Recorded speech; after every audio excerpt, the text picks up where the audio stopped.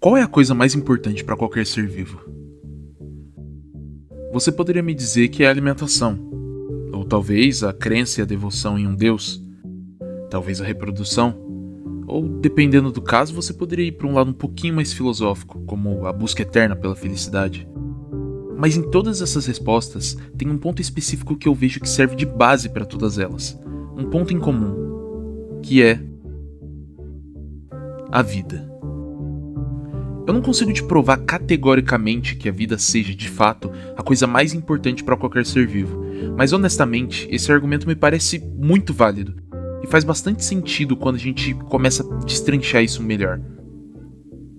Vamos pegar os próprios exemplos que eu citei agora há pouco. Por que um ser vivo se alimenta? Para se manter vivo. Por que os seres vivos acreditam em um ser superior? Para dar sentido à vida deles. E por que os seres vivos se reproduzem? Para que, mesmo depois da sua inevitável morte, a vida continue, mesmo que já não seja mais a sua própria vida. Então perceba que em todos esses casos, e em muitos outros que a gente poderia ficar horas pensando, tudo nos leva sempre para o mesmo lugar: a permanência da vida, a reprodução da vida, a continuidade da vida. E isso, pra mim, fica ainda mais óbvio quando a gente olha para o mundo animal. Pega qualquer animal como exemplo, um leão, um pássaro, uma girafa, um coiote, sei lá, uma andorinha. Todas as ações e atitudes que qualquer um desses animais toma tem um objetivo central: se manter vivo por mais tempo. O ato de se esconder de um predador maior é para continuar vivo. O ato de caçar outro animal é para se alimentar e, consequentemente, continuar vivo. O ato de se abrigar numa caverna, num buraco ou qualquer outro refúgio é para não morrer de frio numa geada ou tempestade e continuar vivo. No fim das contas, tudo aponta para a mesma direção.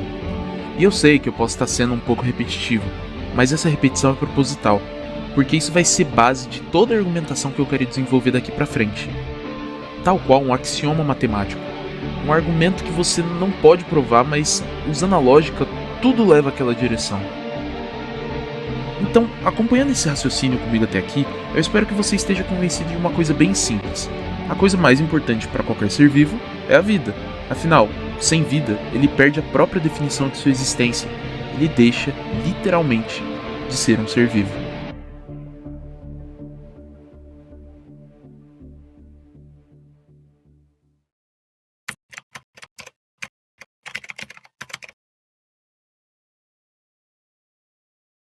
Agora vamos pensar um pouquinho sobre nós mesmos, os seres humanos. Imagine que você é um homem ou uma mulher das cavernas, alguém que viveu há mais ou menos 200 mil anos atrás. Você tem alguns parentes e vive em um grupo pequeno, sei lá, umas 6 pessoas no total. O dia começa, o sol nasce e a primeira coisa que você faz é ir buscar água perto de um riacho, para que você e o seu grupo consigam beber água depois de uma noite de sono. Depois disso, você vai coletar um pouco de madeira seca, porque é preciso manter a fogueira acesa por mais tempo. Em seguida, você sai para caçar um javali que você tinha visto na noite anterior. E finalmente, quando anoitece, você se reúne com seu grupo em volta da fogueira e juntos vocês comem o javali que foi caçado.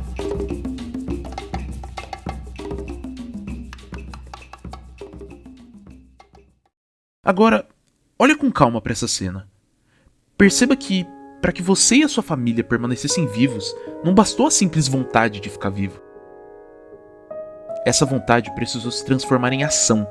Afinal, se todo mundo ficasse de braços cruzados, sentados, sem fazer nada, uma hora ou outra todos vocês morreriam, provavelmente de fome. A sede de vocês só foi saciada porque alguém levantou, foi até o riacho e trouxe água de volta. O frio só foi combatido porque alguém foi lá coletar madeira e manteve o fogo aceso. E a fome só deixou de existir porque alguém precisou gastar esforço, energia e tempo para caçar o javali. Então, o ponto que eu quero que vocês percebam é o seguinte: para manter a coisa mais importante que você tem, que é a vida, não basta apenas querer viver. É preciso transformar essa vontade em ação. E essa ação a gente vem a chamar de trabalho. Eu trouxe aqui um exemplo hipotético de uma realidade pré-histórica, mas eu acho que você já consegue enxergar que essa lógica se reproduz em qualquer tipo de sociedade, independentemente do tempo histórico. Hoje em dia, por exemplo, para que você continue vivo, você precisa trabalhar. Talvez você seja um vendedor de CD pirata na 25 de março. CD pirata! É original pirata! Ou talvez um pastor da Igreja Universal. Eu não sou pregador, eu sou profeta. Um cantor de cheat trap ou alguém que faz live no TikTok. Tá batendo meia-noite, hein? Eu vou pro Discord. Eu e a rapaziada e vai postando pó. Servidor tá palmeando. De um jeito ou de outro, você precisa gastar esforços de alguma forma para que no final do mês, da semana ou do dia você receba dinheiro em forma de salário. E esse dinheiro vai ser usado para comprar comida, pagar as contas e se sobrar alguma coisa, talvez até ir assistir Five Nights at Freddy no cinema. Abby, you've been a very, very bad girl.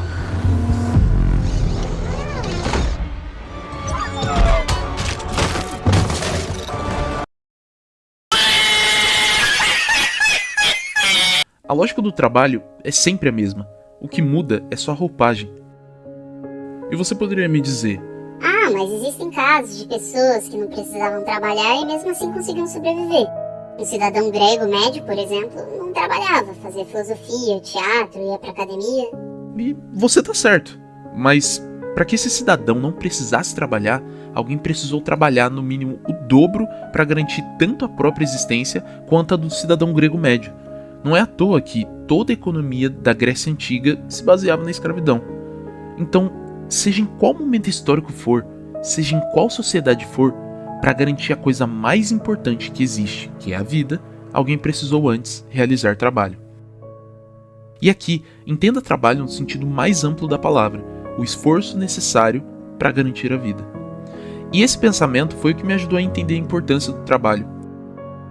Quando eu era criança, tinha uns 7 anos, eu não conseguia entender o porquê todo mundo sempre dava tanta importância para a palavra trabalho. Tinha vários partidos falando de trabalho, leis puramente específicas em torno do trabalho, pessoas fazendo greves e indo para as ruas com bandeiras escritas trabalhador.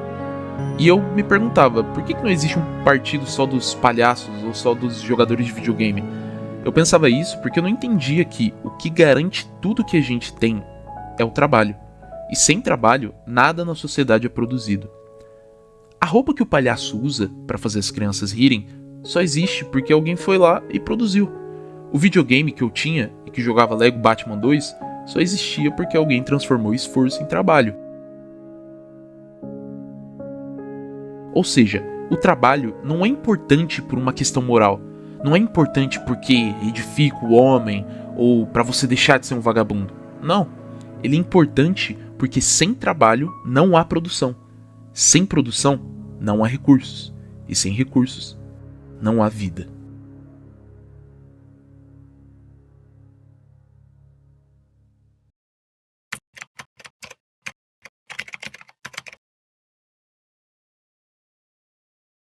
Agora vamos voltar um pouco para a época dos Homens das Cavernas. Naquele cenário hipotético, em que você vivia com mais 6 pessoas e tal. A gente já viu que para garantir a vida precisamos primeiramente do trabalho. Mas será que a pura vontade de trabalhar garante que você consiga realizar o trabalho? O dia começa de novo. O sol nasce, e a primeira coisa que você faz, novamente, é ir buscar água perto daquele mesmo riacho, para que você e o seu grupo consigam, mais uma vez, beber água depois de uma bela noite de sono. Você começa a andar em direção ao riacho e percebe que, durante o caminho, várias pedras machucam seu pé. Chega a fazer alguns cortes, afinal, você está descalço. Você chega à beira do rio e na hora que você vai coletar a água, pensa: espera, como que eu vou coletar essa água? Você acabou esquecendo a jarra feita de argila que era justamente o que você usava para levar a água de volta para casa. Mas nem tudo está perdido. Ao longo do rio, você avista um animal, uma zebra, tomando água no riacho. Você se prepara e empunha sua lança que você trouxe consigo, mas quando olha para a ponta da lança, percebe que ela está quebrada. E agora, o que eu faço? Você se pergunta. Como medida desesperada, você decide correr atrás da zebra para tentar matar ela a pauladas. Mas logo percebe que ela é muito mais rápida que você, e você acaba perdendo ela de vista. Para piorar, durante a corrida, seu pé, que já estava cortado, se machuca ainda mais, você precisa voltar mais devagar para sua caverna. No caminho de volta, você encontra vários galhos secos pelo chão, mas eles são pesados e, por conta da dificuldade de andar, você acaba levando só alguns poucos. Quando você chega de volta na sua, entre aspas, casa, você não trouxe água, não trouxe caça e pouquíssima madeira para manter o fogo. Com isso, vocês ficam com sede, com fome e no final da noite, morrem de frio. Desculpa pelo final triste, meio mórbido, mas eu contei essa historinha para você pensar junto comigo. Você queria ter realizado o trabalho, mas várias coisas te impediram de realizar esse trabalho. Se você tivesse um chinelo, talvez feito de palha, se tivesse levado um jarro de argila e se a ponta da sua lança não tivesse quebrado, você teria conseguido realizar os trabalhos que precisava. E, consequentemente, teria garantido a sua vida e a da sua família. Você não conseguiu realizá-los porque não tinha as ferramentas necessárias para realizar o trabalho. E essas ferramentas nós denominamos de meios de produção. Tudo bem, mas e hoje? Como isso funciona na sociedade atual? A lógica dos meios de produção é a mesma da de antigamente? Assim como a sociedade avança, os meios de produção também avançam. Na verdade, a lógica é ao contrário. A sociedade avança porque os meios de produção avançam. Mas isso é papo para outro vídeo. Hoje, os principais meios de produção, aqueles que produzem algo em torno de 80-85% de toda a produção mundial, são grandes fábricas que montam carros, celulares, produzem cimento e outros produtos extremamente importantes. Grandes pedaços de terra, responsáveis por produzir a maior parte da comida que a gente consome. Usinas de energia, que garantem o funcionamento de todas as outras fábricas e indústrias. Então isso quer dizer que as lanças e machados deixaram de ser meios de produção? Não, eles continuam sendo, mas são meios de produção com uma importância produtiva muito menor para a sociedade atual. Embora continuem sendo meios de produção, o que determina a importância deles é a própria sociedade em que estão inseridos. Talvez, por exemplo, para uma vila chinesa no alto de uma montanha com uns 2.000 habitantes, um machado tenha muito mais importância do que uma fábrica da BYD. Por isso, quando a gente discute meios de produção, é fundamental considerar o peso que esses meios têm na economia e na produção daquele lugar específico. Agora vem o ponto central de todo esse argumento que eu estou construindo com vocês, a parte mais importante. Se para garantir a coisa mais importante que a gente tem, que é a vida, a gente precisa trabalhar, e se para trabalhar a gente precisa dos meios de produção, então é uma consequência lógica, empírica, que quem controla os meios de produção acaba controlando a vida de quem depende deles para trabalhar. E isso é muito fácil de enxergar na sociedade atual, por exemplo. Se você trabalha numa empresa, no escritório, o dono dessa empresa literalmente determina o horário que você acorda, o horário que você dorme, o horário que você se alimenta e até mesmo o horário que você vai ao banheiro. Determina com quem você se relaciona durante o dia, determina seus gostos, determina o que você vai querer comprar e quais vão ser os seus sonhos. Ou você acha que todo mundo quer comprar uma casa, ter um carro, ter um Enzo e uma Valentina e um cachorro chamado Bob espontaneamente. Perceba que, no mínimo, 1/3 da sua vida, 8 horas diárias, é controlado por quem detém os meios de produção que você precisa para trabalhar. Isso quando você não precisa trabalhar fora do horário, sem remuneração, né? E não me entenda mal, eu não estou fazendo aqui uma crítica moral ao dono da empresa. Ele não é necessariamente um vilão, um malvadão que quer controlar o mundo. Eu sei que, muitas vezes, o dono dessa empresa também é um trabalhador, que utiliza seus esforços e sua energia para conseguir produzir e sobreviver. Mas, categoricamente, se você deseja mais liberdade, isso implica em poder controlar os meios que você utiliza para trabalhar. Aí alguém pode me dizer: então você tá sugerindo que cada um crie sua própria empresa e todo mundo trabalhe para si mesmo? Não. Veja o seguinte. Basicamente, todos os produtos e serviços que nós comercializamos, compramos ou vendemos têm uma alta complexidade e necessita de meios de produção igualmente complexos para sua produção. Em outras palavras, um celular hoje, que todo mundo utiliza para fazer ligações, mandar arquivos, ver memes de bebê feitos por IA,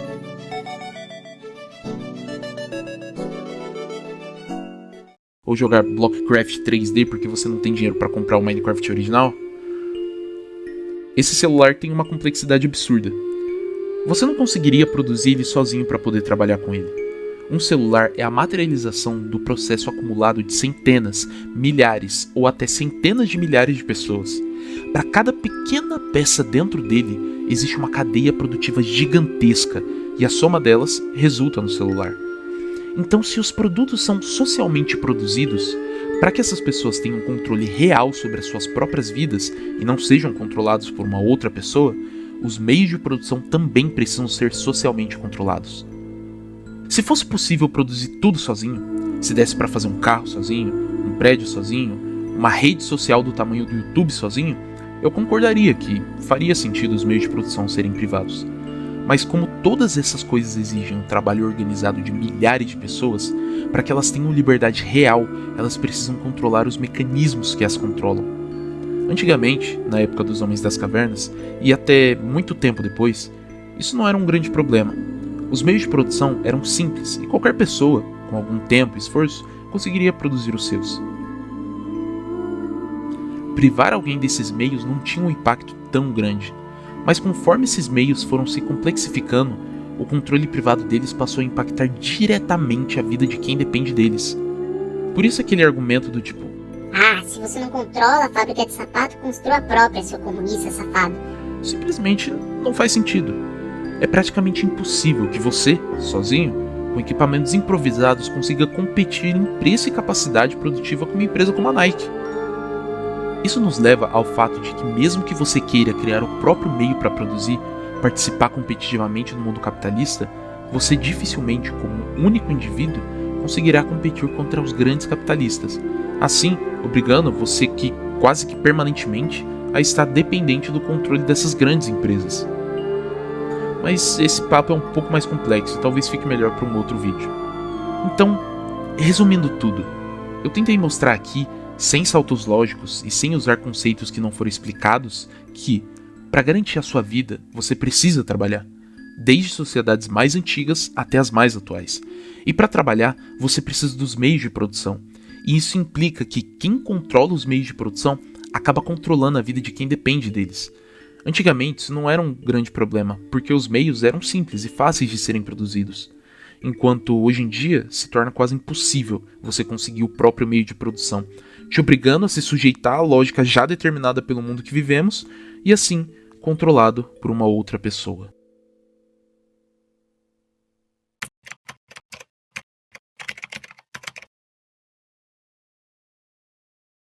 Depois de tudo que eu falei, você pode estar se perguntando: e o que isso tem a ver com o título do vídeo? E calma aí que eu já vou explicar. Possivelmente você já deve ter visto pelo menos, nem que seja de relance, algum comunista que produz conteúdo para a internet, como Ian Neves, Jones Manuel, Gustavo Gaio Fato, Humberto Matos, Chavoso da USP, Rita Von Hunt, Gustavo Machado, Elia Jabur ou mais alguns.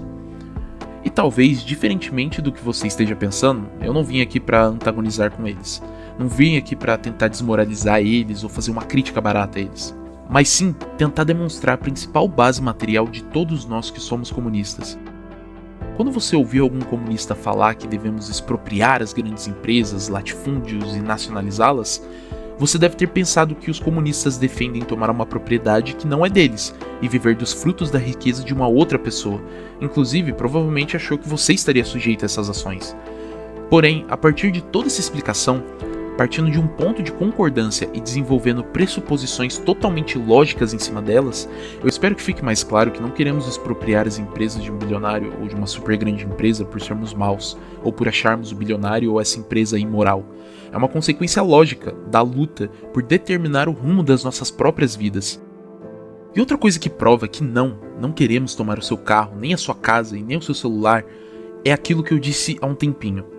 O que determina a importância dos meios de produção é a própria sociedade em que estão inseridos. Então, se não é o seu Corsa 2008 marrom cocô ou seu celular individual ou a sua casa que ordena, produz e organiza a grande parte dos produtos e serviços da sociedade, não há porquê deles serem expropriados. Eles não têm relevância nenhuma quando comparados com a sociedade. Por isso, a menos que você seja um bilionário, dono de uma grande fábrica ou empresa que influencia toda a produção de uma região ou de um país, não tenho por que se preocupar. Agora, sobre se isso é moral ou não, na verdade isso pouco me importa.